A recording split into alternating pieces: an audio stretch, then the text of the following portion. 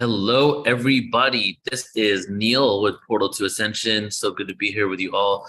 And welcome to today, which is the solstice, the winter solstice. And I'm excited to be here with you all. So today we are in the evolution of the truth of Christmas, pagan origins, and New Year's Eve slash day.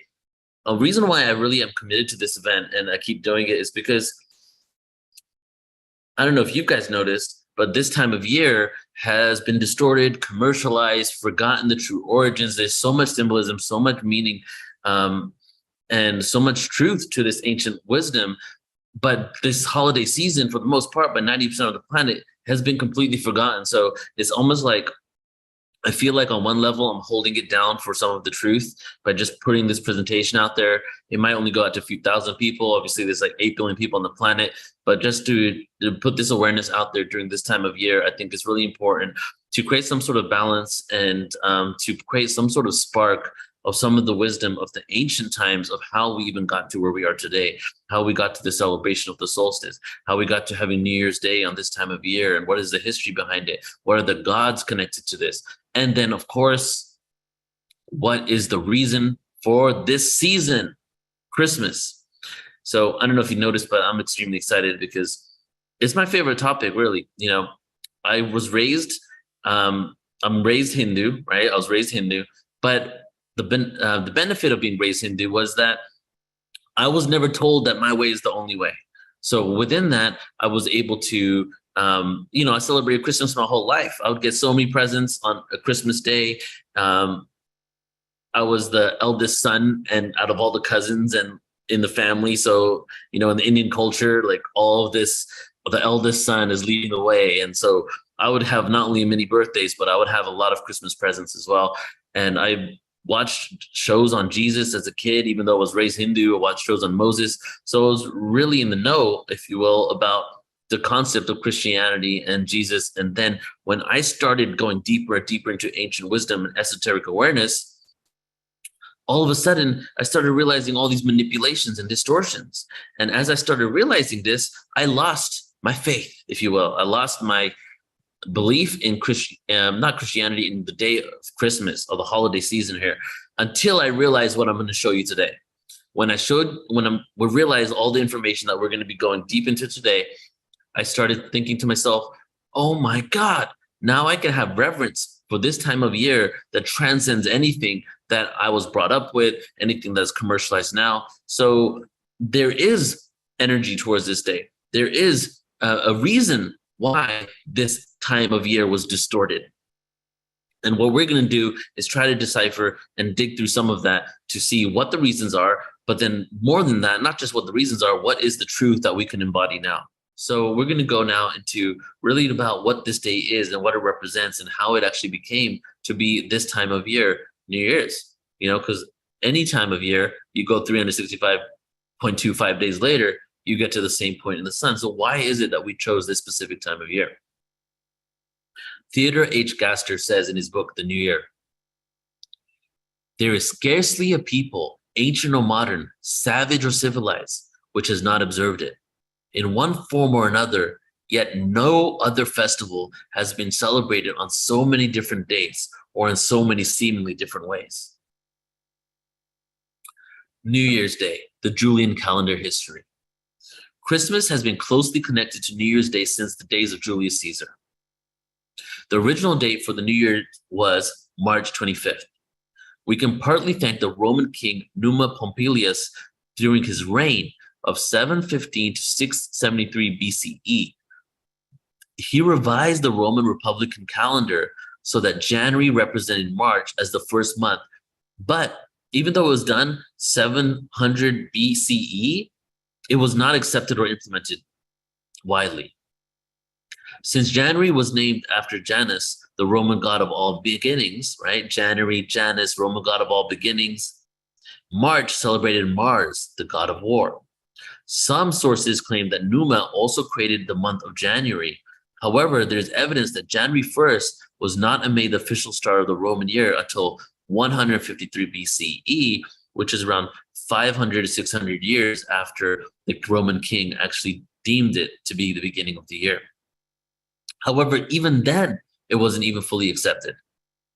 In 46 BCE, right, another 110 years after that, Julius Caesar introduced more changes into the calendar. Though the Julian calendar, as it became known, retained January 1st as the original opening date of the year, with the expansion of the Roman Empire, the use of the Julian calendar also spread. Now we're starting to see it more accepted in the world because the expansion of the Roman Empire during Julius Caesar's reign. However, following the fall of Rome in the 5th century, 500 years later, many Christian countries altered their calendar to be reflected of their religion, and they went back to March 25th. So it went around the world. A lot of people still celebrated March 25th. And then when the Roman Empire, Western Roman Empire collapsed, many of the Christian world then eventually went back to March 25th.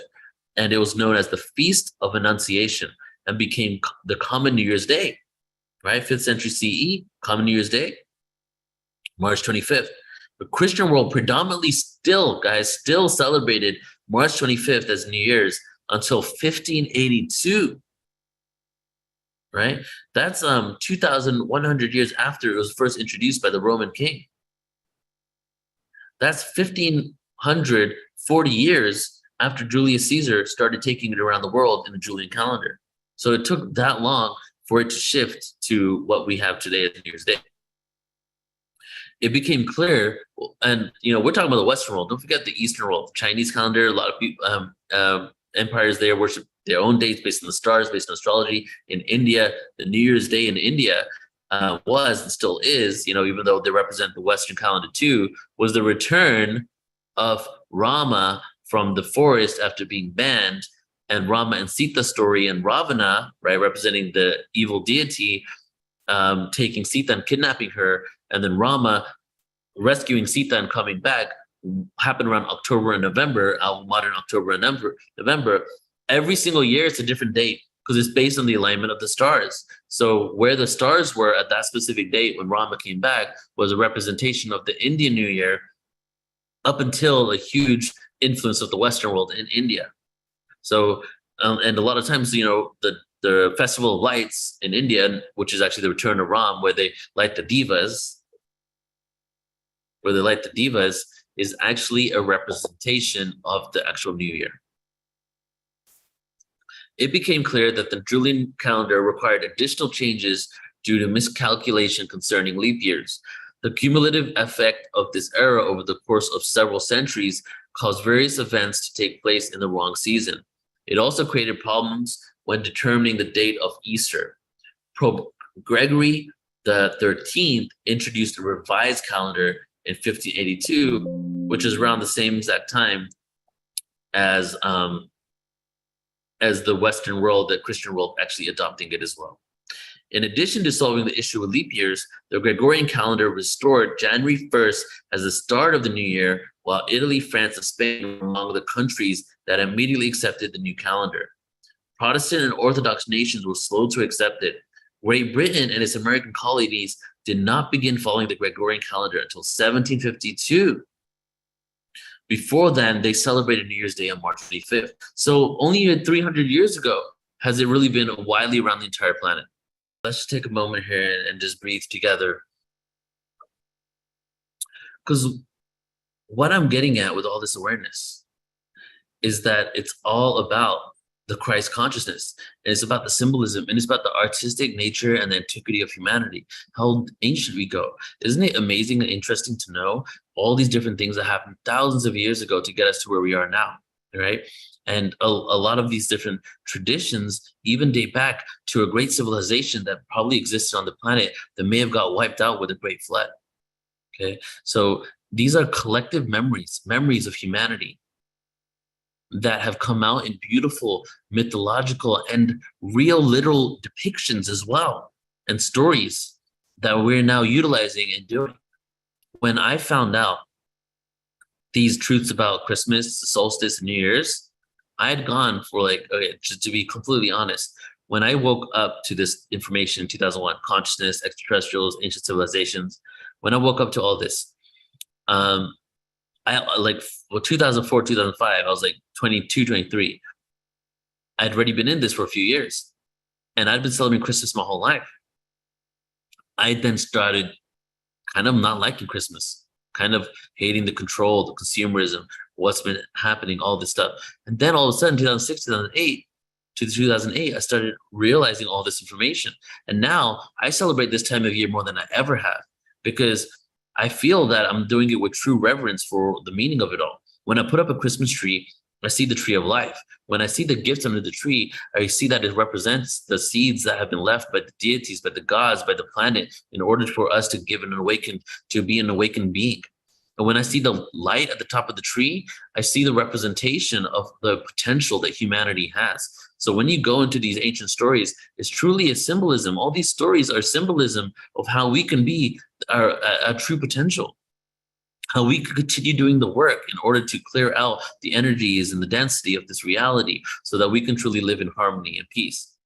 In addition to solving the issue with leap years, the Gregorian calendar restored January 1st as the start of the new year, while Italy, France, and Spain were among the countries that immediately accepted the new calendar. Protestant and Orthodox nations were slow to adopt it. Right? It was very interesting because Protestant and Orthodox nations that were became fundamental, the roots of fundamentalism, were actually still following the traditions of the pagan world, right? Not even knowing it. See the blind faith that has just happened. Where a lot of people, even 1,000 years ago, hundreds of years ago, were even aware of the roots of what they did and why. Well, there was a debate. Basically, Constantine, the Emperor Constantine, called forth around 325 AD, called forth all of the elite, if you will, or popes and priests, and the different sects of Christianity, because there were so many, and called the leaders forth in order to create a council, Council of Nicaea. And within this council, they had a discussion of a few things. One of the things was there was a debate of who Christ was. There was two opposing sides. And one of the main reasons for this meeting was to decide which one is right. There was two opposing views, and Constantine wanted to squash this quarrel, plus other things, create manipulation, control, and all that, but wanted to squash this quarrel so that they can go forward with the Christian world, with one of these being the predominant thing, and create it as an umbrella religion that everybody could go into, rather than these opposing sects. That kind of backfired, right? Because look at how many sects there are now. So there was a debate over who Christ was. Was he a man who became ascended and enlightened, or was he the actual incarnation of God? That was what it was about. Who was he really? Was he God incarnated, the Son of God, but really God? The Son of himself, if you will? The Son God, don't forget, the Son God became the Son of God. Jesus and his life and his resurrection represents the Son. Jesus and the Son, S-U-N, are one and the same. The Son is God. So does Jesus represent the actual God during this sun worshiping time? And, this was during sun worshiping. So all the a lot of pagan religions before, the Greek traditions, Sumer, and Egypt, the sun god, it was the time of worship of the sun god. Christianity was just a continuation of that. Christianity was the Son of God now, like a personified individual, rather than the God himself. So they were like, wait, is Jesus the Son of God, but also God? Or was he an individual that obtained avatar-like status? The belief was he was an enlightened human. So what won out of Council of Nicaea, what was actually victorious, the side, was that he was an enlightened, ascended human. So what I believe too, so I think partially the truth actually came out of that original meaning, right? There were other things that happened, of course, that were manipulative and control, but that part actually won. He was not God incarnated. He was actually an enlightened human. I read parts of the Council of Nicaea, the actual original text. That's where I got this from. And he believed that he was an enlightened human. He won popular belief. But then later, through popular beliefs and basically grassroots movements, right? Not in a great way, I would say, but grassroots movements to control the masses from the other side that believed that he was God, even though the people that won out of that were the ones that thought that he was an enlightened being. Who really won over the next 50 plus years was the belief that he was God incarnated. So now fast forward to modern times in Christianity and fundamentalism. Jesus is the Son of God and Jesus is God. Jesus is actually God, right? That this is where these two beliefs kind of butted heads, if you will, and then the eventual belief that we currently have came out of. Also, the control part. There was a debate over what gospels will be utilized because there was no one canon of information. There was so much. It was fragmented. There was different gospels. There were gospels close to the time of Jesus' life. There was newer gospels. There was stories about stories. It was just so confusing. So we needed to create a consensus, and we're going to choose one of these sides, and we're going to create an umbrella religion to exert control and to not have so many people warring within the Roman Empire, so we can maintain order, right? Through chaos will come order. Also, an Illuminati phrase. How are we going to do that? Well, we need to really figure out which ones of these are going to benefit us, and the ones that were chosen were the ones that benefited control. Benefited worship, but also allowed for the Roman emperor to still be the head of state and to be now appointed by not the gods, but by God and Jesus himself. The Muratorian canon. So now I was curious as I was doing this presentation, when was the first compilation that actually occurred that resulted in an actual Bible that we currently have? You know, and some of us, when you go to hotels and you open up that drawer right there and there's a Bible there, well, what's the root of how that even occurred in the first place? Well, the first compilation was in 200 AD and was called the Muratorian canon. And this is it right here at the bottom, okay? So the bottom left is actually an image of it. It is the earliest compilation of canonical texts resembling the New Testament. But it was not until the 5th century, around 150 years after Constantine and this whole thing occurred, that all the different Christian churches came to a basic agreement on a biblical canon.